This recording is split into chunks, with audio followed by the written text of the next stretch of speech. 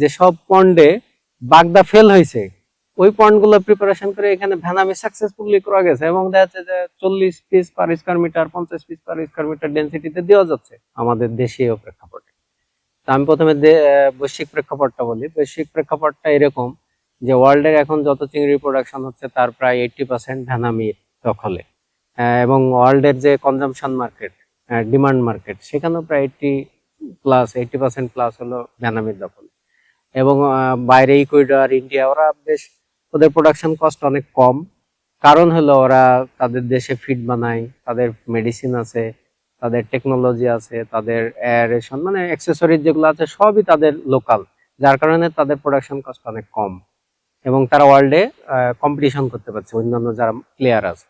বাংলাদেশের ক্ষেত্রে কি হবে? বাংলাদেশের ক্ষেত্রে আমাদের দেখেন, আমাদের ফিড ইম্পোর্ট করে আনতে হয়, মেডিসিন ইম্পোর্ট করতে হয়, এরেটর ইম্পোর্ট করতে হয়। ইভেন কিছু কিছু ক্ষেত্রে দেখা যাচ্ছে যে আমি পুকুরে যে পানি নিব এটাও অনেকটা ইম্পোর্টের মতো, অর্থাৎ আমার এখানেও কস্টিং জড়িত আছে পানি আনার ক্ষেত্রে।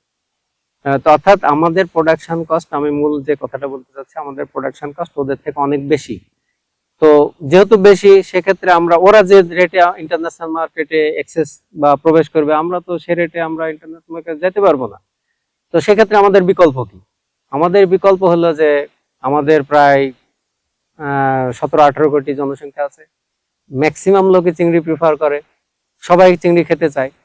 আর বর্তমানে যেসব বাগদা, গলদা, এটা অনেক সময় প্রাইস হাই হওয়ার কারণে তারা এটা খেতে পারতেছে না। আবার আমাদের হরিণা চাকা যেটা আছে সেটাও অনেক প্রোডাকশন দিন দিন কমে যাচ্ছে। তাহলে এই ক্ষেত্রে রিপ্লেসমেন্ট হলো যে ভ্যানামি। এবং ভ্যানামি এই বছর যারা করছে অনেকেই ভালো রেট পাইছে, 600 টাকার উপরে বেশিরভাগ চাষি পাইছে, 700-800 টাকাও পাইছে। এবং সেটা তো সাইজ সেরকম না, 2 মাস 2.5 মাসের ভিতরে একটা সাইজ করছে এবং এই সাইজের ভ্যালু হলো 600 টাকা, 700 টাকা, 800 টাকা পার কেজি। এবং আমার কাছে এটা মনে হয় যে আগামী 2-3 বছর বা এই ভ্যানামি দিয়ে আমরা লোকাল মার্কেটটা আমরা স্যাচুরেটেড করতে পারি। লোকাল মার্কেটে ভ্যানামিটাকে আমরা এখানে আমরা ফোকাস করতে পারি। আর বাগদাটার ক্ষেত্রে আমরা হলো এক্সপোর্টের দিকে ফোকাস করতে পারি। এই দুইটাকে যদি আমরা দুই ভাবে দেখি, তাহলে এখান থেকে আমরা এই দুইটা স্পিসিস থেকে আমরা বেনিফিটেড হব। এক্ষেত্রে আরেকটা আমি পয়েন্ট উল্লেখ করতে চাই যে ভ্যানামির ক্ষেত্রে দেখেন আমাদের ভালো মানের এখনো হ্যাচারি গড়ে ওঠেন। তাহলে আমাদের ভ্যানামিরও সিড পাইতে হবে এবং সিডের দাম অন্যান্যদের থেকে আমাদের বেশি। তো সিডের দাম যদি আমরা একটু কমাইতে পারি, কম্পারেটিভলি একটু যদি লো প্রাইসে আসে, তাহলে আমরা দেখা যাচ্ছে যে এখানে 2-3টে সাইকেল করতে পারি। তাহলে এটা বাগদার থেকে কোনো অংশে কম হবে না। এবং আরেকটা ক্ষেত্রে আমরা দেখছি যে যেসব পন্ডে বাগদা ফেল হয়েছে ওই পন্ডগুলো প্রিপারেশন করে এখানে ভ্যানামি সাকসেসফুলি করা গেছে এবং দেখা যাচ্ছে যে 40 piece per square metre 50 piece per square metre ডেনসিটিতে দেওয়া যাচ্ছে। এখানে এক্ষেত্রে কোনো সমস্যা হচ্ছে না। তো সেক্ষেত্রে যেসব বাগদা প্রজেক্ট গুলো যারা ফেল করে বসে আছে, যারা যেখানে হচ্ছে না, আমার মনে হয় তারা উদ্যোগ নিতে পারে এবং তারা শুরু করতে পারে অ্যাটলিস্ট, এবং তারা দেখতে পারে বিষয়টা কেমন হতে পারে। তা আমরা যে এই বছর আমরা 40 পিস পার স্কয়ার মিটারে করতেছি, 30 পিসও করতেছি। আগামী বছর আমরা আরো কিছু এক্সপেরিমেন্ট করব।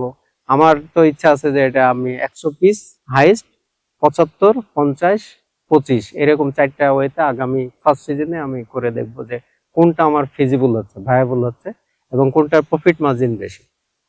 এবং আমাদের এই ক্ষেত্রেও যে অনেক চাষি আছে যারা ফিডেরই হিসাব করে না, এরেশন কস্টিং হিসাব করে না, তারা মাছ হলেই খুশি হয়ে যায়।